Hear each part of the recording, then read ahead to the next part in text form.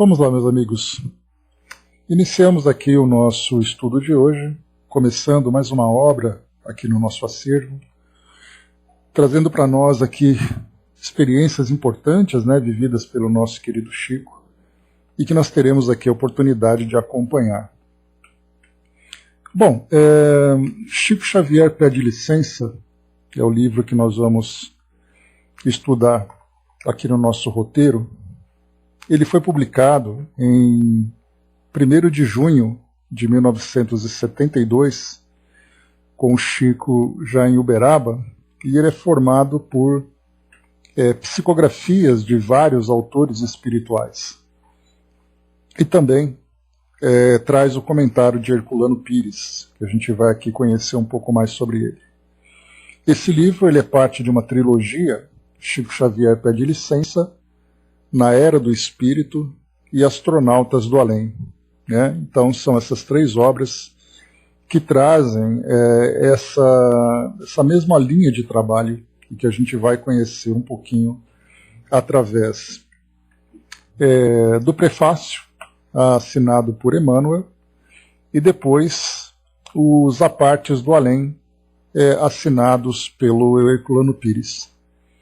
Então, inicialmente, nós vamos aqui conhecer um pouco do Herculano, mais uma vez, apesar de a gente já ter lido alguma coisa sobre ele, porque como ele vai ter uma presença bastante ativa nesse livro, é importante a gente conhecer, quem é esse autor, qual é a envergadura, autor não, desse autor, mas ao mesmo tempo desse comentarista, que é o caso dele aqui nesse livro, para a gente poder entender o valor da sua participação na composição dessa obra. Bom dia, André. Bom, José Herculano Pires nasceu na cidade de Avaré, no estado de São Paulo, em 25 de setembro de 1914. Filho do farmacêutico José Pires Correia e da pianista Bonina Amaral Simonetti Pires, revelou sua vocação literária desde que começou a escrever. Fez seus primeiros estudos em Avaré, Itaí e Cerqueira César. Aos 9 anos de idade fez seu primeiro soneto, um decassílabo sobre o Largo São João, da sua cidade natal. Aos 16 publicou seu primeiro livro, Sonhos Azuis, contos, e aos 18 seu segundo livro, Coração, poemas livres e sonetos. Já possuía 6 cadernos de poemas na gaveta e colaborava nos jornais e revistas da época, das províncias de São Paulo e do Rio de Janeiro. Teve vários contos publicados com ilustrações da revista Da Semana e No Malho. Pires foi um dos fundadores da União Artística do Interior, que promoveu 2 concursos literários, um de poemas, pela sede da instituição em Cerqueira César, e outro de contos, pela seção de Sorocaba.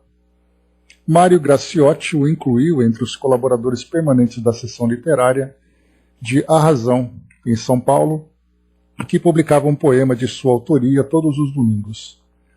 Em 1928, transformou o jornal político de seu pai em semanário literário e órgão do UAI, que é a União Artística do Interior. Em dezembro de 1938, Herculano, com 24 anos, casou-se com Maria Virgínia Ferraz Pires, evangelizadora infantil do Centro, onde se realizou sua primeira conferência espírita. Dessa união tiveram 4 filhos, Herculano, Helena, Heloísa e Helenilda. Inclusive, a Heloísa Pires, ela tem sido bastante atuante na divulgação do espiritismo, pela internet atualmente, inclusive.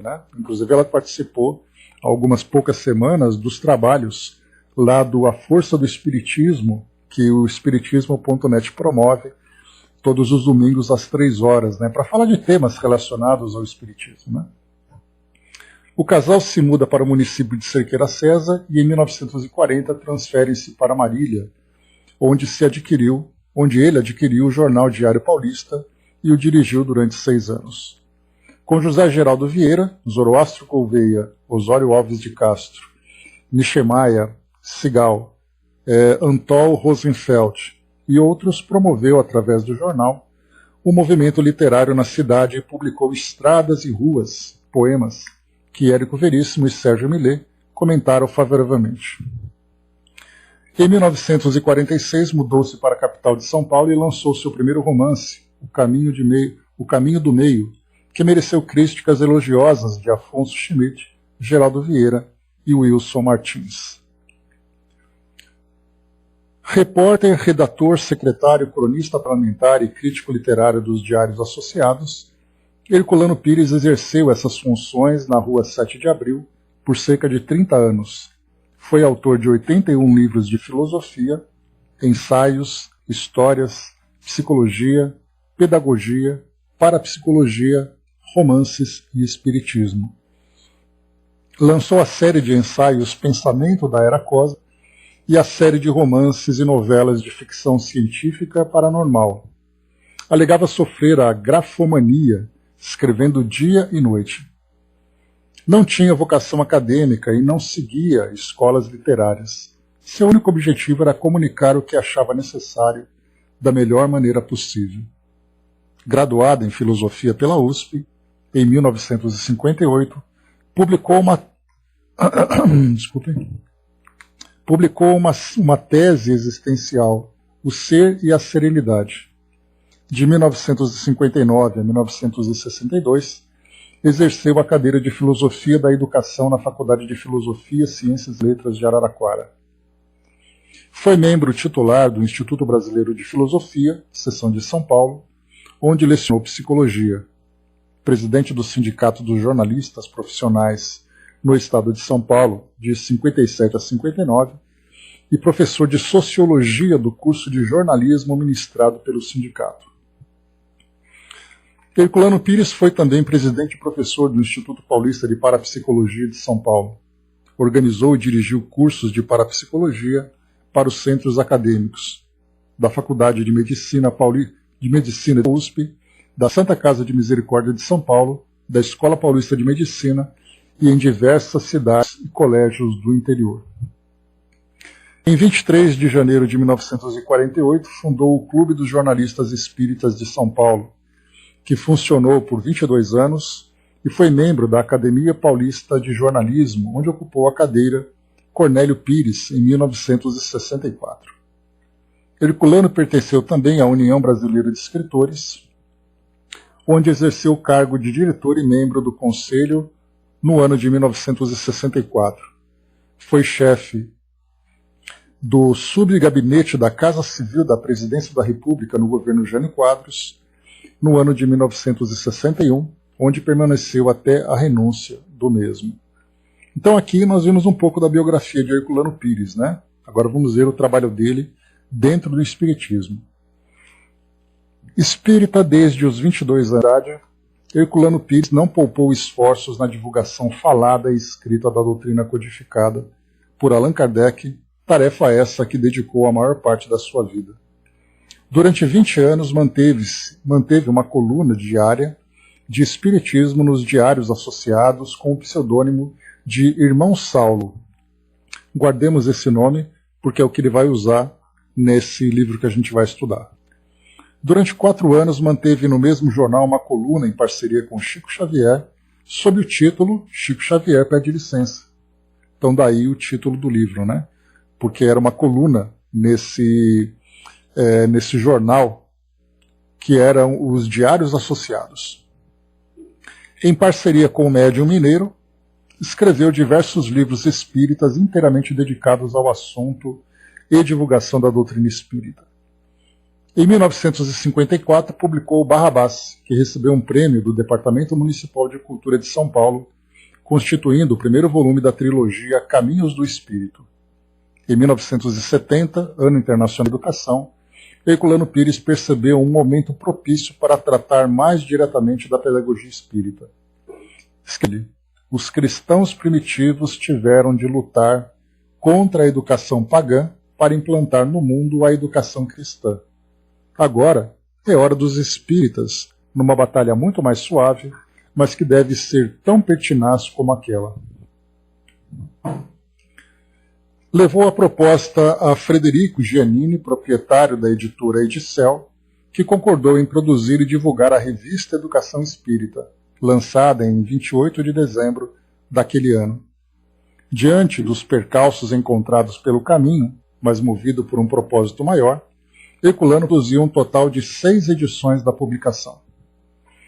Entre 1971 e 1974, a convite do proprietário da Rádio Mulher de Paulo, Roberto Montoro, Herculano apresentou e comandou o programa semanal O Limiar do Amanhã, cuja proposta era tratar do espiritismo em todos os seus aspectos, sem restrição, e responder a qualquer pergunta dos ouvintes.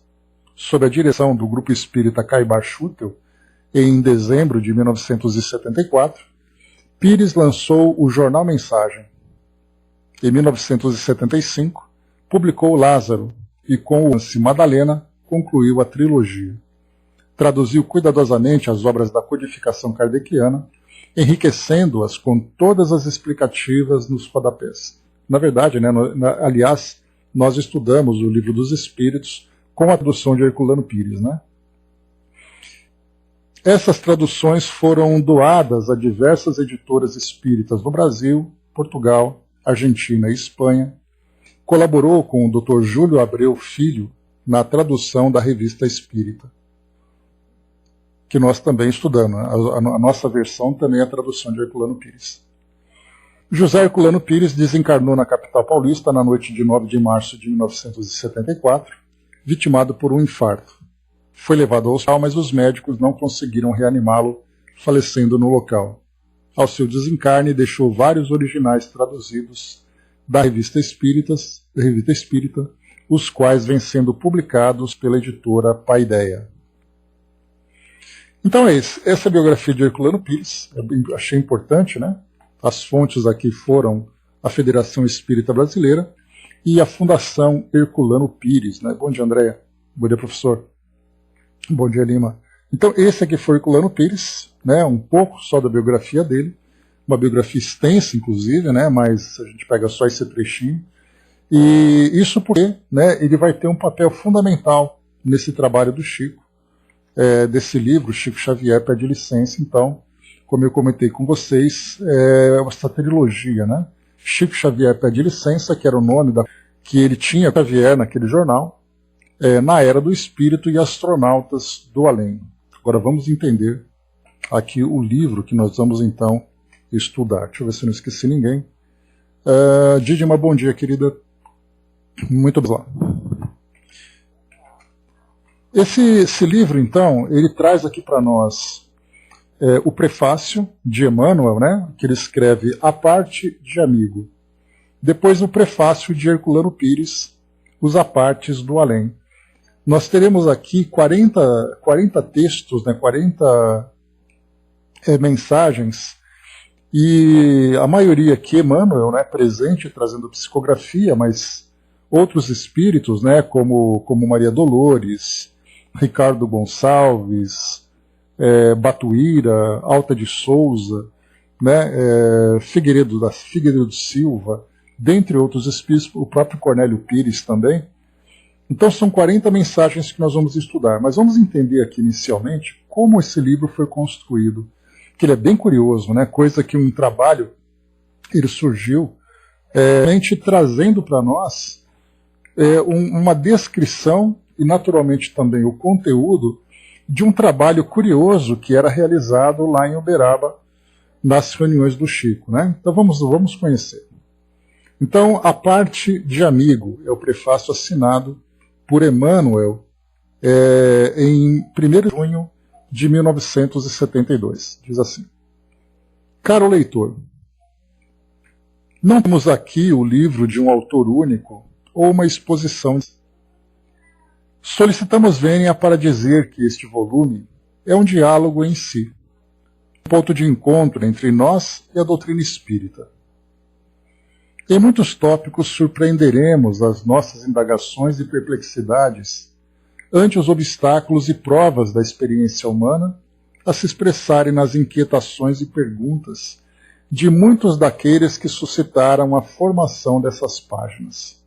Então aqui o Emmanuel está dizendo, ele ficará então surpreso com as perguntas e as perplexidades de nós encarnados, porque esse livro, na verdade, ele é um um profundo intercâmbio que existe entre mundo espiritual e mundo físico, onde os espíritos trazem respostas, trazem esclarecimentos sobre temas que os próprios encarnados apresentam nos pequenos grupos de estudos que se organizavam naquele centro. Então por isso ele coloca, né? Em muitos tópicos surpreenderemos as nossas indagações e perplexidades ante os obstáculos das provas da experiência humana, a se expressarem nas perguntas e inquietações que eles então traziam naquelas reuniões. Alguém desejará saber por que a nossa participação nos assuntos de ordem terrena. Acaso não existirá mundo melhor que a Terra para os espíritos desencarnados sedentos de beleza e revelação? E será o orbe terrestre assim tão importante para que tantos amigos, além da morte, continuem gravitando em torno dele? Responderemos afirmativamente. Existem mundos cuja sublimidade e grandeza, por enquanto, nos escapam a qualquer definição. Ao mesmo tempo em que o campo humano, materialmente considerado, é sumamente significativo para quantos se desenfaixam dele. Isso ocorre porque o estágio do espírito no corpo denso é demasiado curto para a aquisição de valores de que carecemos todos, a fim de seguir adiante. Os chamados vivos da Terra, nos eventos de hoje, serão os habitantes do mais além nas ocorrências do amanhã. E a maioria dos chamados mortos do presente revestirão a roupagem carnal no futuro, retornando uns e outros o trabalho evolutivo, dois planos da vida, até que a sucessão lhes autorize a promoção no rumo da vida superior. Compreensível que as construções espirituais dos homens nos interessem a todos, de vez que somos interdependentes na romagem para o mais alto. Aqui, antes da gente continuar, bom dia, mano, me fez lembrar uma palestra que certa vez André Trigueiro realizou quando do centenário, daquele ano, seria o centenário do nascimento do Chico. E o tema era ecologia, porque era o tema que estava sendo abordado. E ele viria, então, falar sobre o tema nas obras de Chico Xavier. E aí, então, ele pegou André Luiz, falando sobre a importância, né, da ação do meio ambiente, e ele trouxe um detalhe muito importante naquela palestra, que foi feita, se eu não me engano, lá na Federação Espírita Brasileira, em Brasília, e ele comentou assim: todos nós encarnados temos a obrigação de preservar o meio ambiente, não para as gerações futuras, como se geralmente diz, mas porque nós mesmos seremos essa geração futura. E, portanto, nós herdaremos o mundo que nós estamos construindo.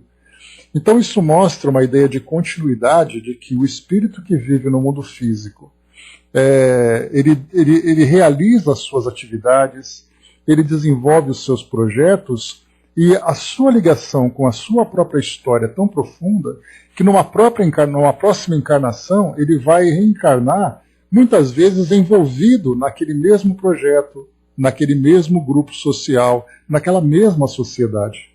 Então ele volta não para começar uma coisa nova, mas ele volta para dar continuidade naquilo que ele criou. E por isso então Emmanuel coloca que é tão importante, né, que os espíritos poderiam, né, almejar aqueles mundos superiores, falar ali sobre a vida no mundo espiritual, mas por que os espíritos se interessam tanto pela vida dos encarnados? E a gente vai lembrar então, né, aquela passagem que eu sempre trago para vocês, que mentes pequenas falam de pessoas, mentes médias falam de eventos, somente as mentes grandes falam de ideias. Então os espíritos, quando eles se comunicam tratando de temas relativos à vida material, eles falam sobre as ideias que envolvem a vida no mundo material, e não de fazer críticas e apontamentos. Nós tivemos, né, com Humberto de Campos, a oportunidade de vê-lo falando sobre alguns eventos, falando sobre algumas ideias, né, relativas ao mundo material de uma forma muito, muito presente. Quando ele falava, por exemplo, sobre datas, sobre publicações nos jornais. Então, mesmo no caso, né,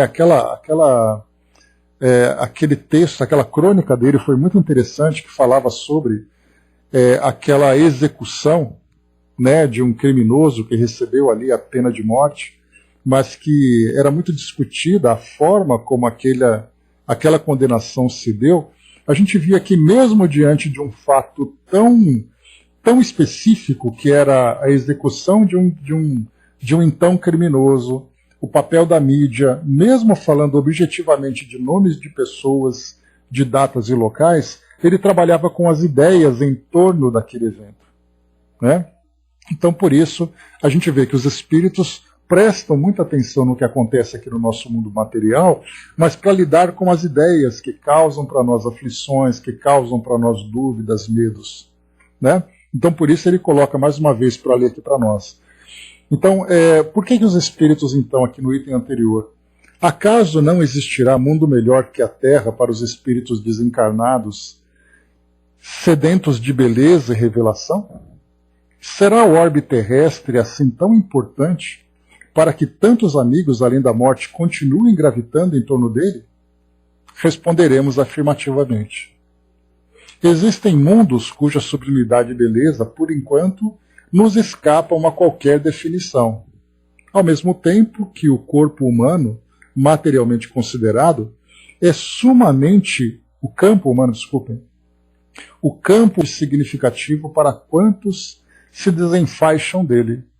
Isso ocorre porque o estágio do espírito no corpo denso é demasiado curto para a aquisição dos valores de que carecemos todos, a fim de seguir adiante. Os chamados vivos da Terra nos eventos de hoje serão os habitantes do mais além, nas ocorrências do amanhã. E a maioria dos chamados mortos do presente revestirão a roupagem carnal no futuro, retomando uns e outros o trabalho evolutivo nos dois planos da vida, até que a sublimação lhes autorize a promoção no rumo da vida superior. Então, por isso a gente vê, concluindo essa ideia, que se nós estamos aqui encarnados, nós vamos para o mundo espiritual levando conosco o resultado das nossas escolhas. E aqueles que estão no mundo espiritual virão aqui, através, né, da necessidade reencarnatória, elaborando no seu planejamento reencarnatório as suas ações para dar continuidade no seu processo evolutivo. Daí então essa conexão profunda que existe entre mundo físico e mundo espiritual, muito diferente das ideias dogmáticas que nós encontramos hoje, quando se pensa, depois que você morre, você vai para o céu e para sempre você fica lá. Ou você vai para o inferno, de acordo com as suas qualidades. E a doutrina espírita diz que enquanto você não alcançar a verdadeira sublimação espiritual, você vai e volta nesse mundo, nessa relação constante, idas e vindas, até que o espírito então consiga se depurar suficientemente. E ele continua. Compreensível que as construções espirituais dos homens nos interessem a todos, de vez que somos interdependentes na romagem para o mais alto. Do impositivo de estudos recíprocos deste livro nasceu, evidenciando-nos o anseio comum na procura da verdade e a doutrina espírita, consubstanciando a verdade em si mesma, aqui nos responde às inquirições de ordem geral. Aí então o campo das ideias que eu comentei com vocês. Diligenciamos, por isso, relacionar os nossos contatos e conclusões neste livro, seja nos comentários inspirados do nosso companheiro, o professor Herculano Pires, corporificado no plano físico, presentemente, guardando responsabilidades na orientação e na divulgação dos princípios kardecianos, por encargo dos mais expressivos em sua atual reencarnação, seja nos trechos despretensiosos em que nos manifestamos, com relação aos temas propostos através de encontros públicos. Ante a era do espírito e em plena viagem espiritual para o mundo novo, achamo-nos assim neste volume, na condição de amigos unidos em praça aberta, buscar o diálogo e entendimento. Que o Senhor nos abençoe e ilumine, a fim de que venhamos a atingir os nossos objetivos de amparo a nós mesmos, são hoje e sempre os nossos votos. Né? Então, já começamos aqui a perceber algumas coisas. Os encontros públicos eram realizados, temas eram propostos e os espíritos então traziam a sua contribuição. Veremos aqui agora com Herculano Pires os detalhes da forma como esse livro foi elaborado. Então aqui agora a partes do além. Muita gente pergunta a razão de tantas mensagens mediúnicas de Chico Xavier, ao invés de livros de ensaio e estudo, ou mesmo de relatos espirituais em forma de romances. Então aqui ele começa trazendo uma observação interessante, porque o que nós conhecemos de Chico Xavier são os livros, principalmente os romances. Mas muitas vezes nós não nos damos conta da quantidade de mensagens avulsas que ele então publicou. Mais ou menos o que acontecia, que ele trouxe, mais ou menos o que acontecia com o próprio Kardec. Se nós observarmos a quantidade de mensagens que os espíritos então trouxeram através dos médiuns, seja na sociedade, seja em grupos familiares, e que Kardec então foi dentro de contexto exatamente, dentro daqueles assuntos, ou mesmo mensagens espontâneas que surgiam, Kardec então ele foi juntando tudo isso e dentro dessa organização ele foi então tendo condições de compor essas obras. Então nós temos percebido, nas crônicas, por exemplo, que os espíritos mandavam, como o caso de Humberto de Campos, aquelas mensagens familiares de consolação que compuseram outros livros. Tem um livro muito interessante, que eu ganhei de um amigo, chamado Militares do Além. E a gente pensa, mas espera aí, o que Militares no Além tem a ver com isso? Na verdade, foi uma pesquisa que foi feita, peneirando, garimpando nas obras do Chico todas as mensagens que traziam como remetentes espíritos que viveram essa função de militares aqui no mundo físico. Então a gente percebe que tem livros de médicos, de professores, de militares, de poetas, de jornalistas, enfim, espíritos de toda ordem que vão mandando essas mensagens avulsas. E por isso, então, o Herculano Pires começa, diz assim, muita gente pergunta a razão de tantas mensagens mediúnicas do Chico, em vez de livros que trazem ensaios ou estudos, ou mesmo relatos em formas de romances. Este livro responde a essas perguntas. O leitor pode ver nas suas páginas que essas mensagens são, na verdade, apartes do além nos diálogos da Terra. Os apartes são, você trazer pequenos complementos, pequenos comentários. Estamos vivendo um período de transição da vida terrena, e os diálogos dos homens se multiplicam, angustiados e ansiosos por toda parte. Milhares de pessoas levam esses diálogos às reuniões de Uberaba, onde Chico Xavier recebe e atende, em sessões públicas, a todos os visitantes.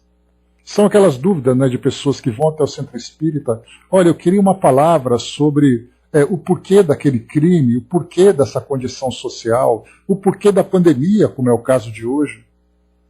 Tentando ali te perguntar para os médiuns, para ver se os espíritos podem trazer uma resposta, um esclarecimento, que dê para nós o melhor entendimento sobre essas situações.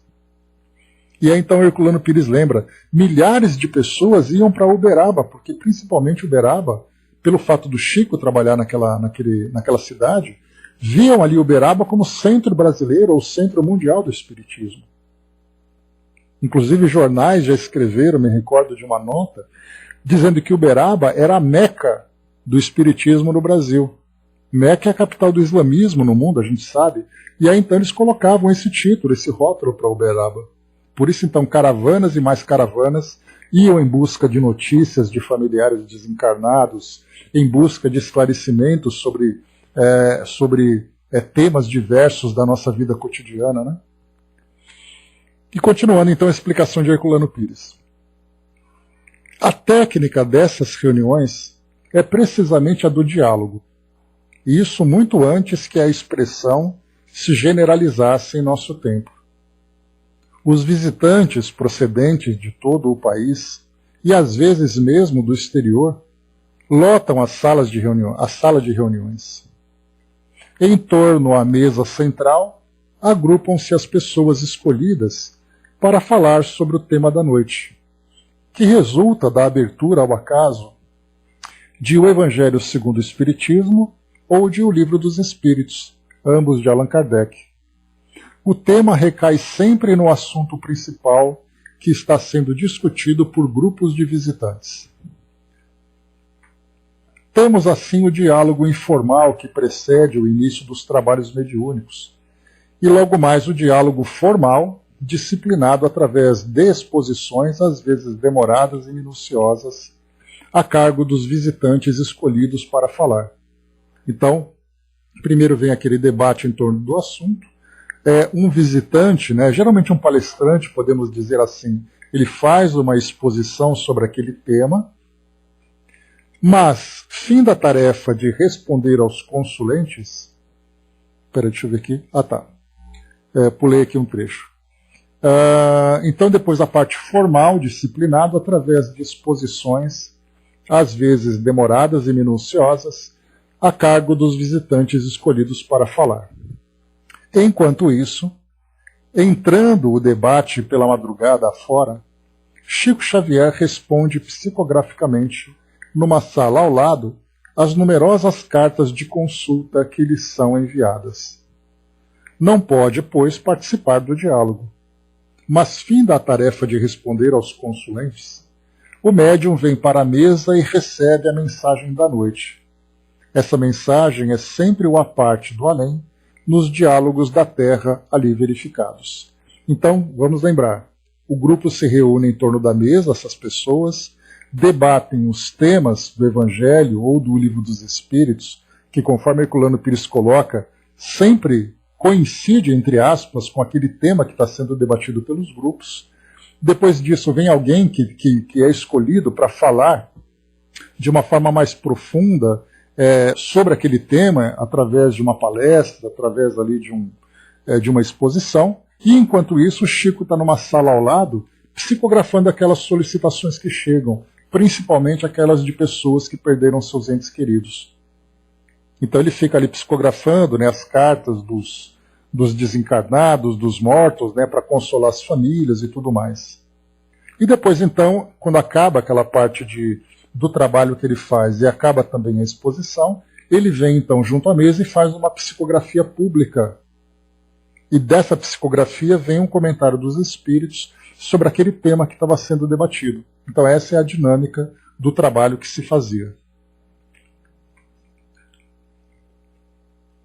Pelos próprios relatos do médium, junto à apresentação de cada mensagem, os leitores podem ver toda a mecânica desse curioso processo.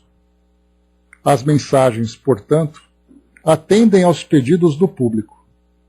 Muitas vezes o pedido não é apenas indireto, decorrente do trato de determinado tema, mas direto e insistente, formulado mentalmente por grupos de visitantes. São numerosos os casos dessa natureza que aparecem nas páginas desse livro. Como se vê, não raro costumamos acusar os espíritos de procedimento exigido por nós mesmos. Ou seja, esperando que os espíritos... Exato, Dudu. Esperando que os espíritos respondam aquilo que nós mesmos podemos responder através dos estudos. Mas, pacientes como eles sempre são, eles então nos trazem as suas respostas e trazem aqui a sua participação.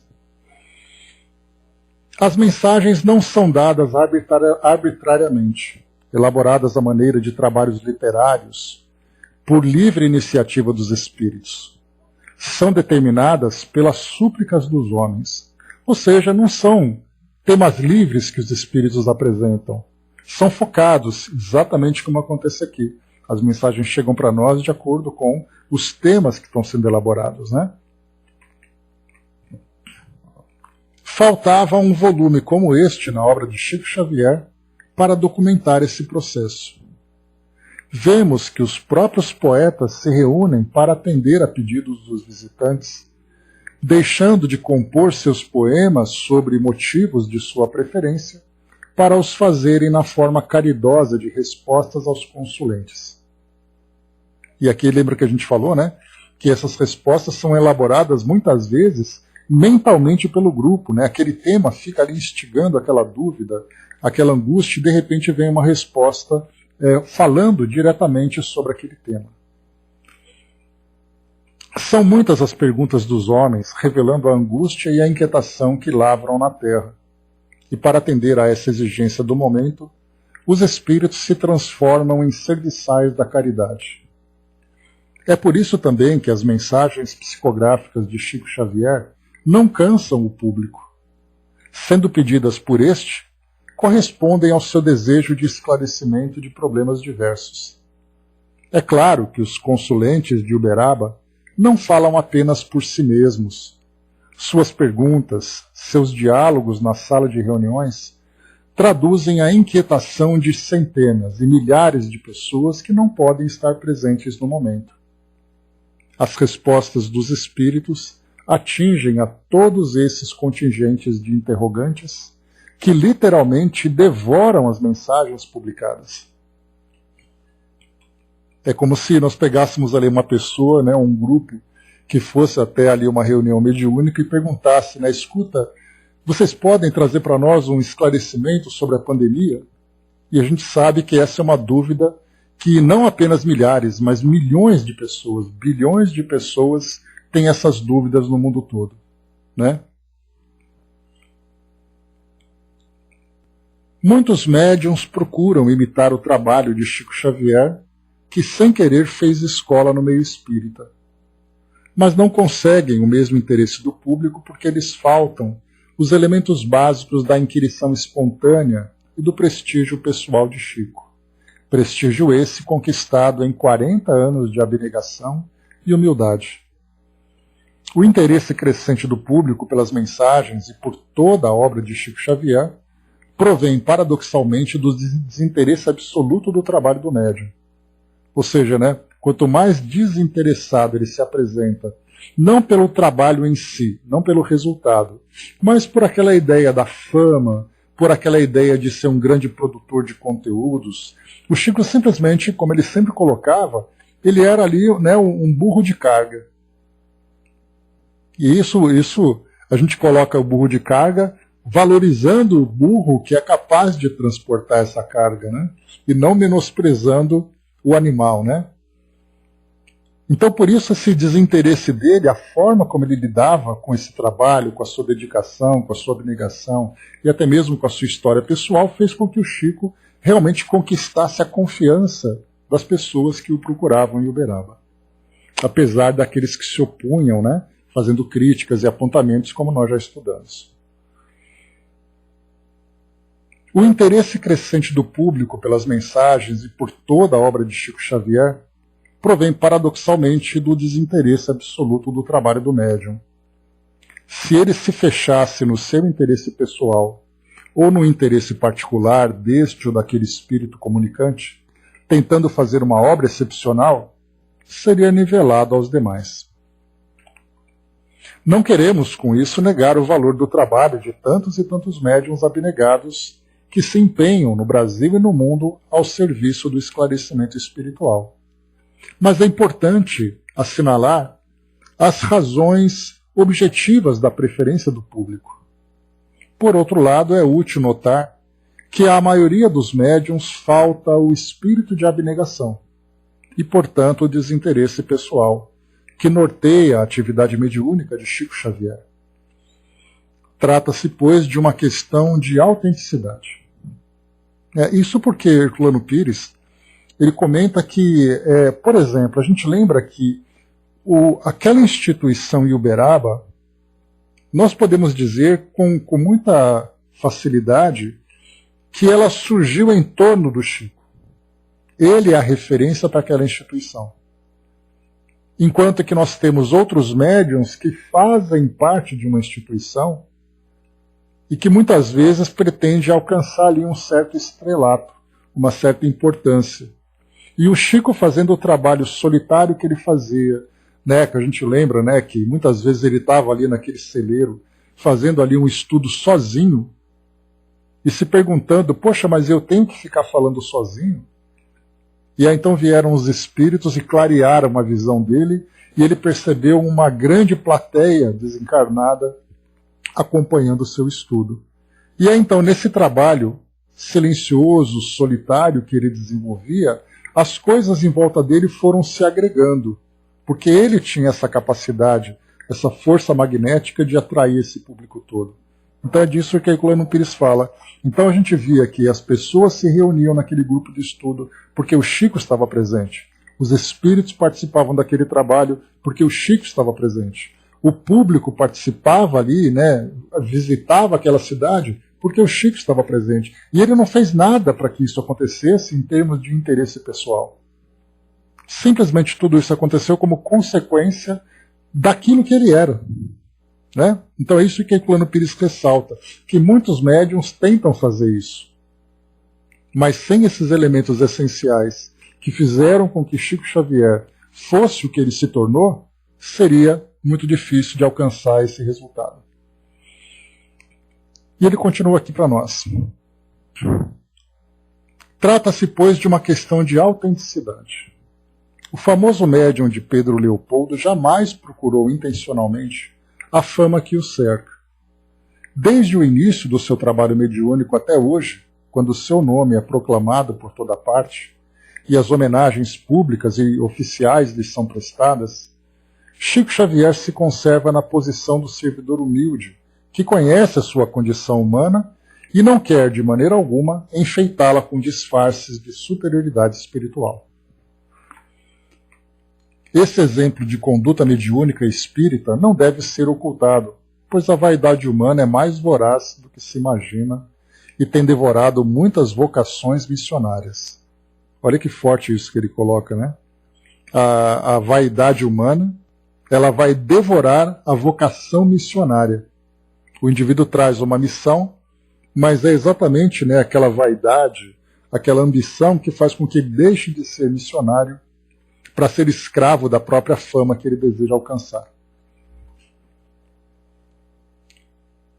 No plano do espírito há dois tipos distintos de sucessos. O legítimo e natural, que não é procurado e não se efetiva por meio de concessões ao público, e o ilegítimo e artificial, que nasce das concessões ardilosas, mas tem a duração fugaz das fantasias. Chico Xavier atende ao público para esclarecê-lo, pondo-se sempre a serviço dos espíritos orientadores, mas não lhe faz concessões ao gosto pelo maravilhoso. Sua atitude permanece entre os homens, sua atitude permanente entre os homens é a de um homem normal no exercício da mediunidade de serviço. Tudo isso transparece das páginas deste livro, onde temos não só as mensagens psicográficas do médium, mas também os trechos de suas cartas, explicando as razões concretas das mensagens. Em nenhum momento o vemos assumir atitude de oráculo. Ele é sempre o médium, ou seja, o intermediário sem pretensões, procurando servir. É possível, dado o espírito de imitação que caracteriza o nosso estágio atual de evolução, que depois deste livro apareçam outros tentando imitá-lo. A oportunidade será boa para o público procurar exercitar o seu bom senso de discernimento, ainda tão precário, infelizmente no meio espírita, onde os falsos profetas da terra e da erraticidade e os pseudo-sábios conseguem despertar arrebatamentos de admiração.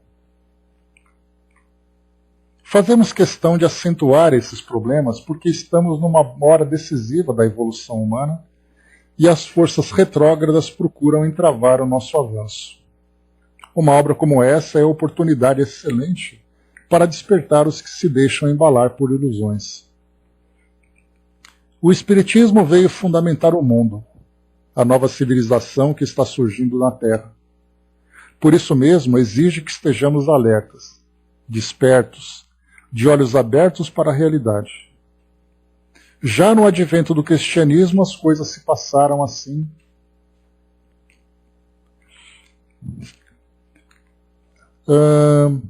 Já no advento do cristianismo, as coisas se passaram assim.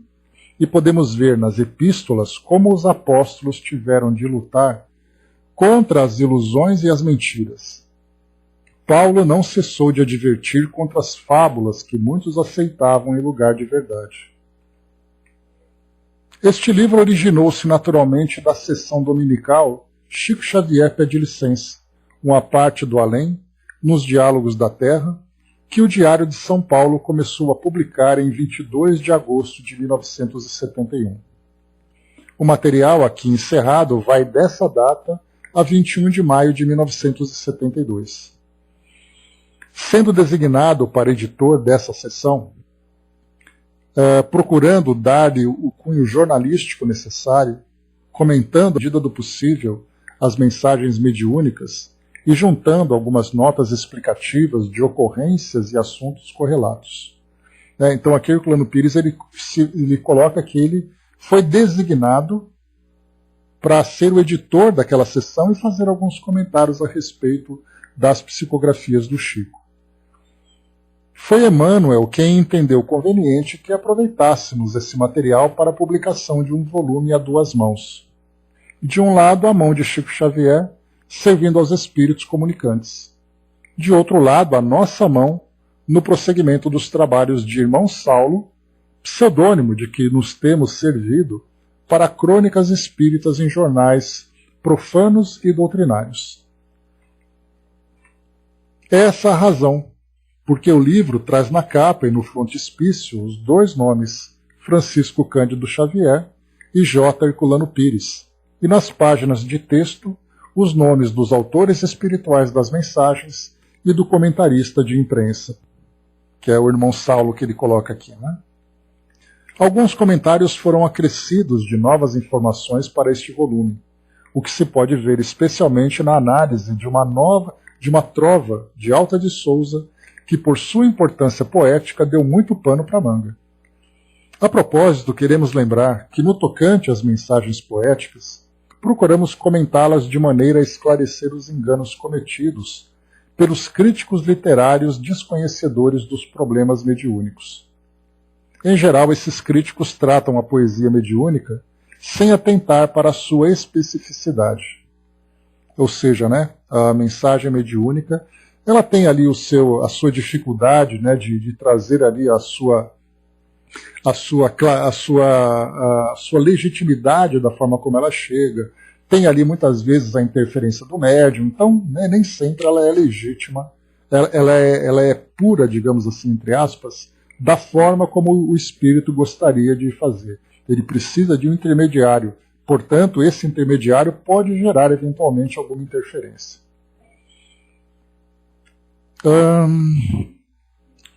No tirocínio das lides literárias e jornalísticas, e particularmente na crítica literária durante 30 anos, nos diários associados de São Paulo e em outros jornais e revistas da capital paulista, valeu-nos para tentar alguns esclarecimentos a respeito dos problemas da literatura mediúnica.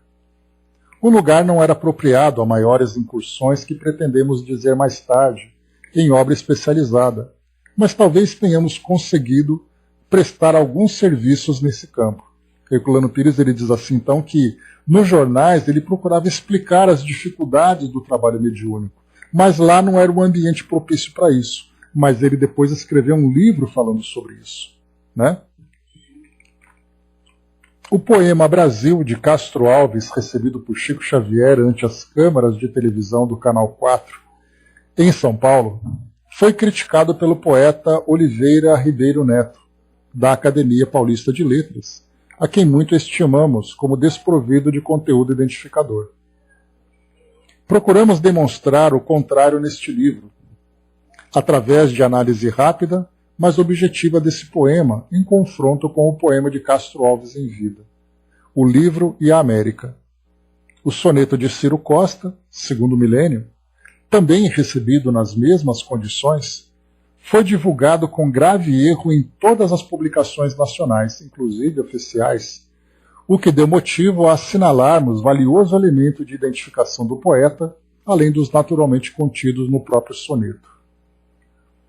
O fato poético mais importante ocorrido neste livro é a publicação de uma trova de Alta de Souza, que destacamos para comentário mais longo. Estamos na era atômica, e não é estranho que a menor composição poética tenha sido a mais explosiva. Acreditamos haver, aqui ele fala sobre a era atômica, lembrando que nós estávamos ali em 71, em plena Guerra Fria, né, com o armamento, né, da União Soviética, né, da União Soviética e dos Estados Unidos, causando aquela polarização no nosso planeta entre países comunistas, países capitalistas, bombas atômicas ali em iminência de explosão, aquela coisa toda que nós vivemos, né? Por isso, então, ele coloca, né, estamos na era atômica, e não é estranho que a menor composição poética tenha sido a mais explosiva. Acreditamos haver conseguido demonstrar que essa trova é uma espécie de moeda divina, com cara e coroa, o valor poético e o valor espiritual. Análises dessa natureza, embora feitas no improviso do comentário jornalístico, e apesar das nossas deficiências pessoais, parecem-nos de grande interesse para os que desejam encarar o problema com seriedade. O mesmo se dá no caso dos poemas de Maria Dolores, composições poéticas de um tipo especial, geralmente relegados pela crítica literária como de segunda importância, mas nas quais encontramos elementos estéticos e intencionais que merecem maior atenção do ponto de vista espiritual. Nesta hora, e até mesmo as pesquisas físicas corroboram no mundo inteiro os princípios fundamentais da doutrina espírita, a revelia da vontade e da intenção dos pesquisadores, parece-nos de grande necessidade, até mesmo as nossas desvaliosas tentativas, de colocar o problema em evidência. Assim, esperamos ter cumprido nosso dever, na medida de nossas possibilidades, procurando fazer jus à confiança de Emmanuel e de Chico Xavier. Quem dá o que pode, não tem do que se envergonhar. Quem assina aqui então, Herculano Pires, para fechar a sua introdução. Eu acho que deu para a gente entender, né, bem como o trabalho se desenvolveu, né, e o que nos espera nesses nossos estudos. Né. Enquanto isso, né, muito obrigado pela participação aqui conosco. Né, temos aqui a mensagem de um amigo. A Angelina colocou antes, né, Chico foi um ser que viveu no mundo, mas não se deixou levar pelo mundo, né, de fato. Diz aqui para nós, então, aqui a mensagem que chega para nós. A missão deixada para o orgulho remete à pobreza de um espírito que ainda não entendeu que a sua mediunidade foi colocada para que ele próprio aprendesse que seus débitos poderão ser amenizados enquanto se faz presente, trazendo algo de ajuda, seja através das palavras ou das escritas enviadas, marcando assim a vontade maior desse irmão espírito de vivenciar muitas ou algumas das coisas em que passou durante as pregressas vidas que passou. A mediunidade é o melhor caminho para a transformação de qualquer um que possa e queira melhorar como um ser agregado ao bem, só ao bem e nada mais. Toda relação, corpo físico, mente, plano espiritual, é um caminho a ser dado àquele que precisa enriquecer o seu espírito, que caminha para a melhora moral. O caminho é a redenção de si próprio, esquecer a vaidade, o orgulho, os seus pensamentos indiferentes, ao que lhe foi programado. Médium será qualquer um que queira trazer a sua melhor como um ser que precisa ir à frente, reto e melhor. Assim seguimos nas considerações desse estudo, que nos leva a pensar de forma em que tudo que será lido e falado neste momento serão boas e excelentes reflexões para todos aqueles que pensam que não têm sua mediunidade. Pelo contrário, cada um tem a sua parte. Muito obrigado pela participação aqui conosco. Então estamos aqui, meus amigos. Todos nós somos médiuns, alguns mais contundentes, outros mais discretos, né? Mas aqui com a presença desses irmãos aqui sempre nos acompanhando. Bom, essa aqui então, né, uns tijolos inclusive, né? Mas, de qualquer forma, tijolos óculos, inclusive, né? Então esse aqui é o livro que nos espera, né? Então a psicografia Ricardo Gonçalves, O Momento de Julgar, Até Breve São Paulo, Verdade e Amor, Ante o Campo da Vida e agora Casais Menos Felizes. A gente pode imaginar o tema que surgiu naquele estudo, né? Por exemplo, né? O que Deus juntou, os homens não podem separar. Né? Naquele capítulo do Evangelho segundo o Espiritismo, por exemplo. Justiça, comentário de irmão Saulo. Agradecer para servir, Maria Dolores. Poesia do Mais Viver, irmão Saulo. Ciro Costa errou, irmão Saulo também. Aquele com referência àquilo que era do comentário de Ciro, Terra Prometida, ambos de irmão Saulo. E recado para Milton, os três de irmão Saulo. Atualidade e Nós, de Emmanuel. Chico Xavier na PUC, né, a Pontifícia Universidade Católica, irmão Saulo. Pais e filhos em conflito, Emmanuel. Reencarnação e complexos, irmão Saulo. Filhos doentes, de Emmanuel. As marcas do karma, de irmão Saulo. Sucessão das coisas, irmão Saulo. Oração ao céu do Brasil, Dom Pedro de Alcântara, olha só que legal. Ano de paz e trabalho, irmão Saulo. Olha só, hein? Dom Pedro de Alcântara psicografando através do Chico. Na língua dos homens, o próprio Chico escrevendo, as metáforas óbvias, irmão Saulo. Mediunidade e experiência, Emmanuel. Forma e linguagem, irmão Saulo. Pastor invisível, Emmanuel. Irmão Saulo. Eles não sabem, Maria Dolores. Se eles soubessem, irmão Saulo. Casa em reforma, Emmanuel. Uma aberração da inteligência, irmão Saulo. Ante o aborto, Emmanuel. A matança dos inocentes, irmão Saulo. Renovações, Maria Dolores. A mosca na estátua, irmão Saulo. Civilização com Jesus, Emmanuel. O respeito pelos outros, irmão Saulo. Deus e nós, Emmanuel. As obras do homem, irmão Saulo. Atualidade terrestre, Batuíra, Saulo. Não suportaram, Emmanuel, a explosão da caldeira, irmão Saulo. Trova, Alta de Souza. Análise da trova, irmão Saulo, que Herculano Pires comentou lá na sua introdução, né? Uma parte da vida, Maria Dolores. Quando a vida aparteia, irmão Saulo. Paz de família, Emmanuel. Quem não pediu para nascer? Irmão Saulo.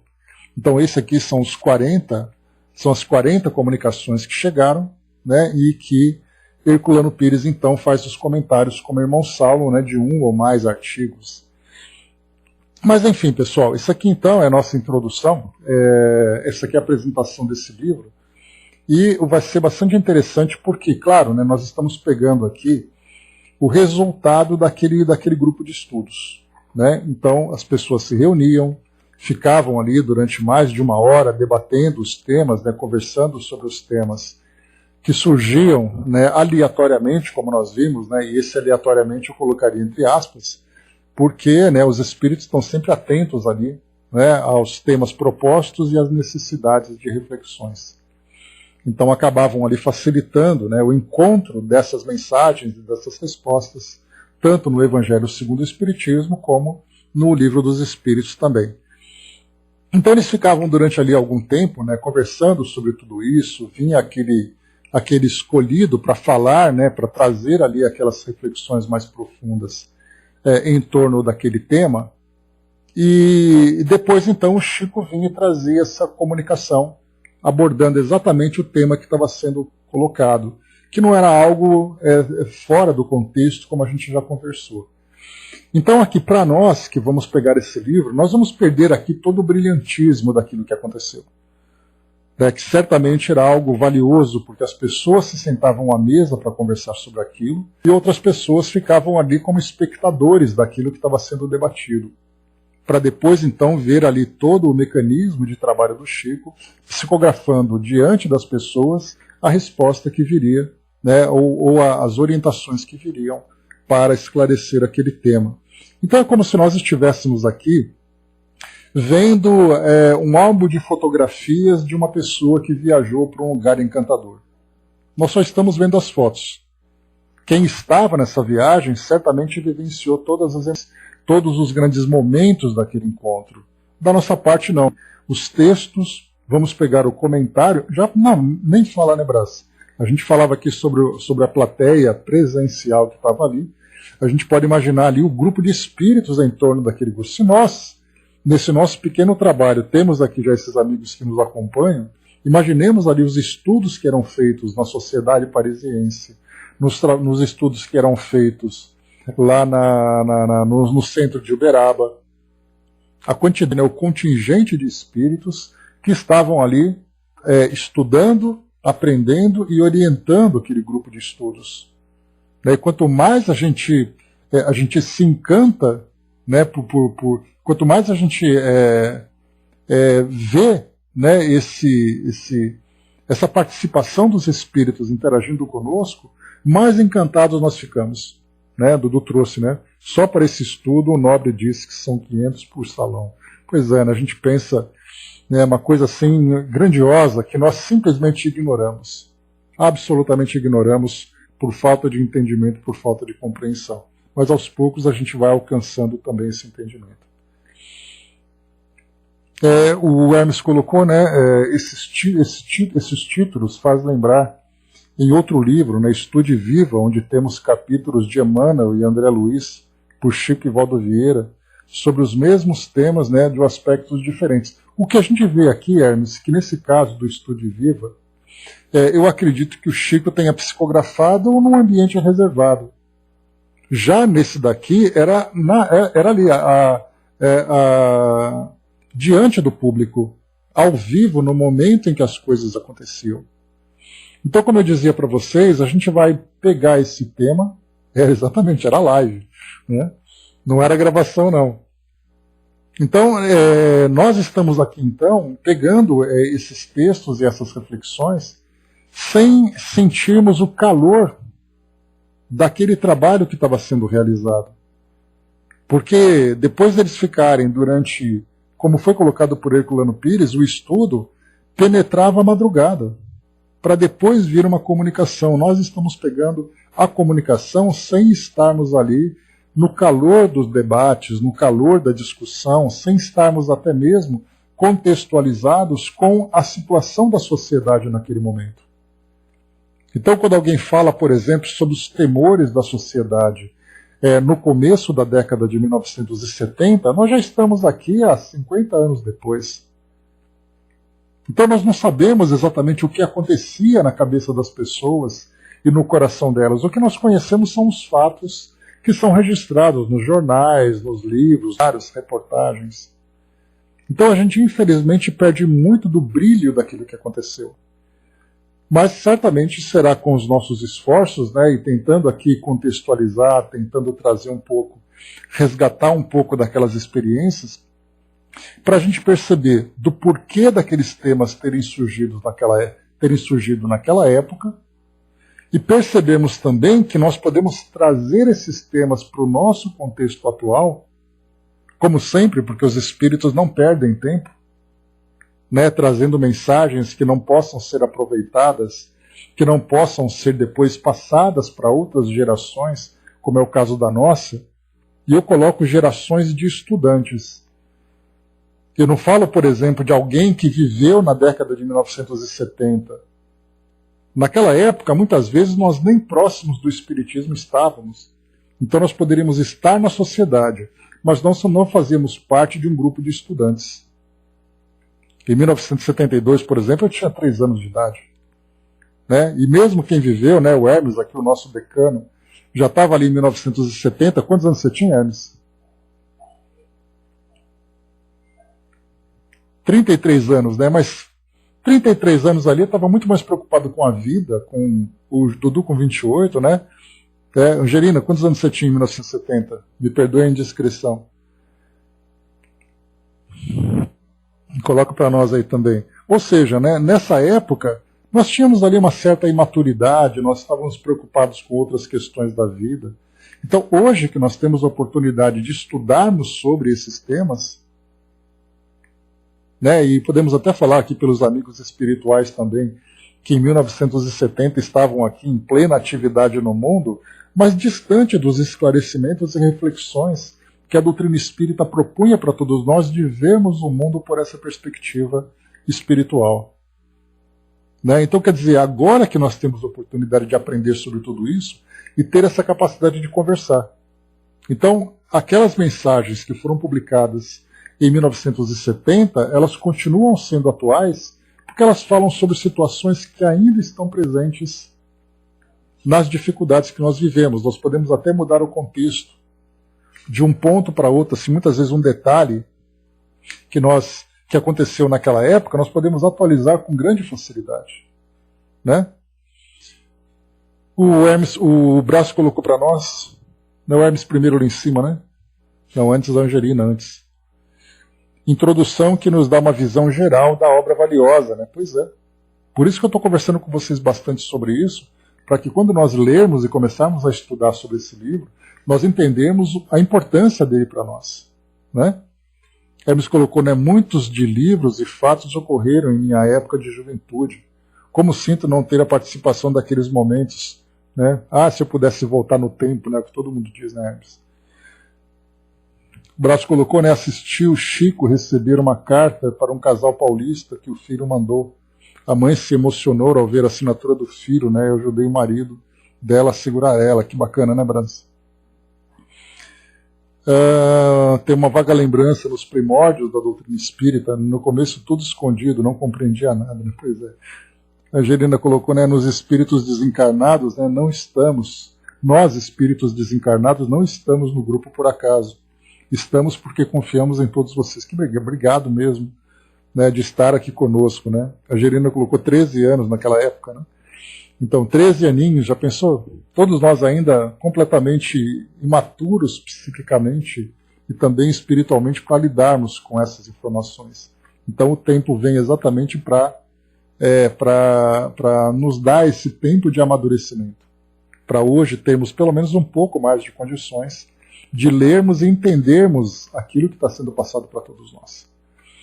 Mas é isso, meus amigos. A Dídima colocou 17, né, Dídima? Pois é. 17 aninhos e na flor da idade. Então é isso, meus amigos. Esse é o nosso novo roteiro. Eu espero realmente que sejam momentos bem valiosos e bem prazerosos para todos nós, porque a gente lembra que o estudo não é apenas para ser instrutivo, né? Ele tem que ser prazeroso também, né? Então, assim, eu tenho uma grande expectativa por esse livro, né? Por conhecermos aqui um pouco do seu conteúdo. E temos ali a oportunidade de, nessas próximas semanas, estudarmos um pouco mais, né, sobre todos esses temas aqui e trazê-lo de uma forma bem adaptada para a nossa realidade, né, dentro aqui das nossas possibilidades. E certamente que confiamos também, né, aproveitamos ali a presença do amigo que escreveu, né, confiamos também nessa participação conosco para nos ajudar, como sempre, né, no desenvolvimento e no melhor proveito desse trabalho que hoje nós começamos. Mas é isso, meus amigos. Na semana que vem, então, na segunda-feira, começamos firmes e fortes mais essa jornada nesse livro. Né? Teremos, como eu falei para vocês, né, uma jornada